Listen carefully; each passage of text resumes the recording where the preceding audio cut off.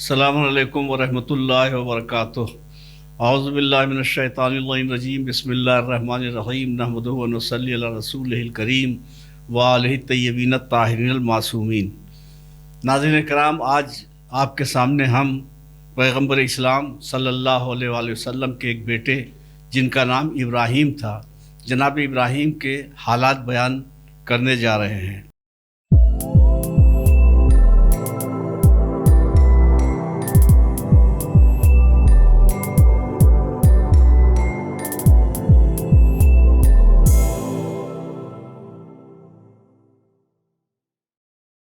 जनाब इब्राहीम इब्ने हज़रत मोहम्मद मुस्तफ़ा सल्लल्लाहु अलैहि वसल्लम 8 हिजरी में मदीने के करीब मुकाम आलिया में पैदा हुए और इस मकाम को मशरब इब्राहीम भी कहा जाता है।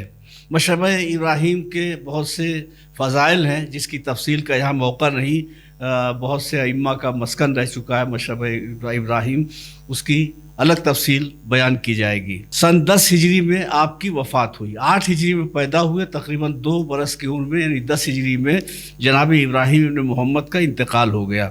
आपका नाम इब्राहीम रसूल खुदा के जद्द अमजद हज़रत इब्राहीम खलीलुल्लाह के नाम पर रखा गया, इब्राहीम रखा गया। पैगंबर ने अपने सहाबा से फरमाया, मेरे यहाँ बेटे की पैदाइश हुई है, मैंने इसका नाम अपने जद के नाम इब्राहीम के नाम पर रखा है। तबक़ात इब्न साद जिल्द 1 सफ़ा 108। इब्राहीम इब्न मोहम्मद मारिया क़िब्तिया के बत्न से रसूलुल्लाह के बेटे हैं। इनकी वफ़ात तकरीबन 2 साल की उम्र में हुई और इनकी वफ़ात के रोज़ सूरज को ग्रहण लगा था। जिस रोज़ इनकी वफ़ात हुई है उस रोज़ सूरज को ग्रहण लगा था। जनाब रसूल खुदा सल्लल्लाहु अलैहि वसल्लम ने कुसूफ़ यानी सूरज ग्रहण और बेटे की वफ़ात के बाहमी इर्तिबात की नफ़ी करते हुए फरमाया कि सूरज और चाँद को किसी की मौत की वजह से ग्रहण नहीं लगता। अंसाबुल अशराफ जिल्द 1 सफ़ा 452, मजलिसी बिहारुल अनवार जिल्द 79 सफ़ा 91। हज़रत इब्राहीम अलैहिस्सलाम की वफ़ात के वक्त रसूल खुदा की आँखों से आंसू जारी हो गए। उस वक्त अब्दुर्रहमान इब्न औफ ने कहा, या रसूल अल्लाह, क्या आप भी रोते हैं?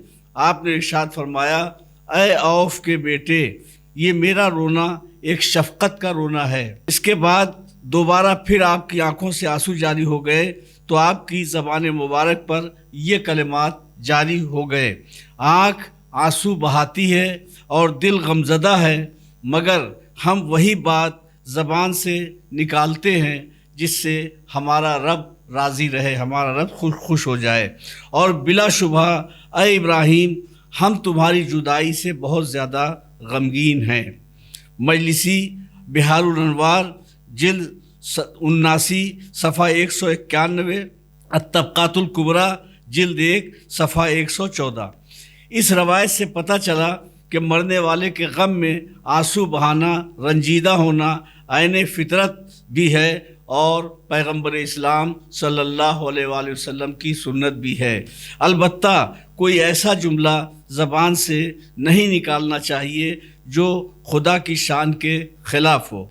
ज़बान पर ऐसे सब्र आज़मा आलम में भी ऐसे ही कलिमात जारी होना चाहिए जो रब की खुशनुदी का बाइस हो।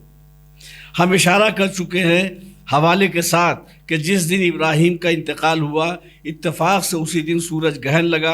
अरबों के दिलों में ज़माने जाहिलियत का ये अक़ीदा जमा हुआ था कि किसी बड़े आदमी की मौत से चाँद और सूरज में ग्रहण लगता है। चुनांचे बाज़ लोगों ने ये ख़याल किया कि ग़ालिबन ये सूरज ग्रहण हज़रत इब्राहीम के इंतकाल की वजह से हुआ है। नबी करीम सल्लल्लाहु अलैहि वसल्लम ने इस मौके पर एक खुतबा दिया जिसमें जाहिलियत के इस अक़ीदे की रद्द फरमाते हुए इरशाद फरमाया, यकीनन चाँद और सूरज अल्लाह की निशानियों में से 2 निशानियां हैं, किसी के मरने या जीने से इन दोनों में ग्रहण नहीं लगता। जब तुम लोग ग्रहण देखो तो दुआएं मांगो और नमाज कुसूफ पढ़ो यहाँ तक कि ग्रहण ख़त्म हो जाए। यहाँ ये बात पेश नज़र रहे कि शहादत इमाम हुसैन इस्लाम के मौके पर जो सूरज ग्रहण लगा था उसे यहाँ نہیں پیش کیا جا سکتا، کیونکہ شہادت حسین کا اثر کائنات کی ہر شے پر پڑا تھا اور ہر شے میں سورج بھی شامل ہے۔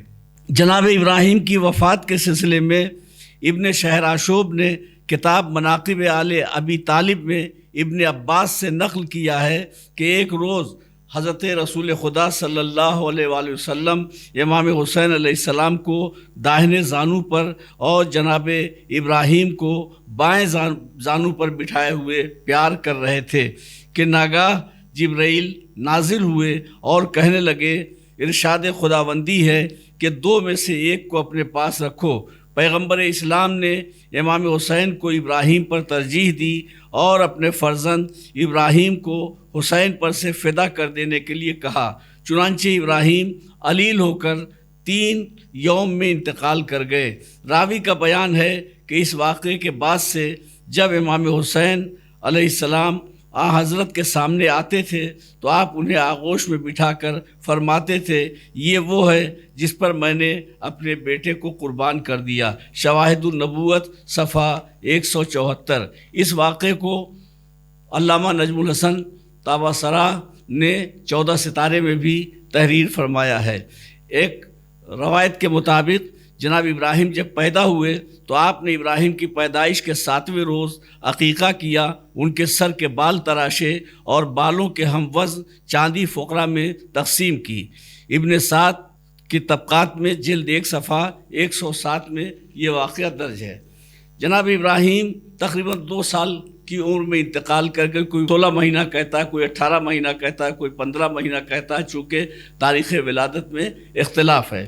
تو تقریباً 2 سال کی عمر پائی۔ سن 8 ہجری میں آپ کی ولادت ہوئی، سن 10 ہجری میں آپ کا انتقال ہو گیا۔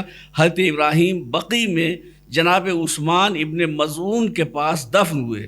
رسول اللہ نے قبر پہ پتھر رکھا اور قبر پہ پانی چھڑکا۔ یہ مختصر سی سیرت جناب ابراہیم ابن محمد کی تھی جو آپ لوگوں کے سامنے پیش کی گئی۔ خدا حافظ، فی امان اللہ۔